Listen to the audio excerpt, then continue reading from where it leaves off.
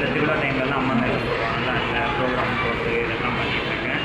என்னோடய ஃபேமிலி பேக்ரவுண்டுன்னு பார்த்தோம் அப்படின்னா, அப்பா வந்து ஆர்ட் பேஷண்ட்டு, அம்மா வந்து பீடி தொழிலாளி. இது போக என் கூட பிறந்ததுடைய ஒரு அக்காவோட ஹஸ்பண்ட் வந்து இறந்துட்டாங்க. அக்காவுக்கு 4 பொண்ணு இருக்குது. அவங்க 4 பேரும் எங்கள் அக்கா, அப்புறம் நான் எல்லாத்தையுமே எங்கள் ஃபேமிலி மொத்தமே நான் தான் ரன் பண்ணிகிட்ருக்கேன்.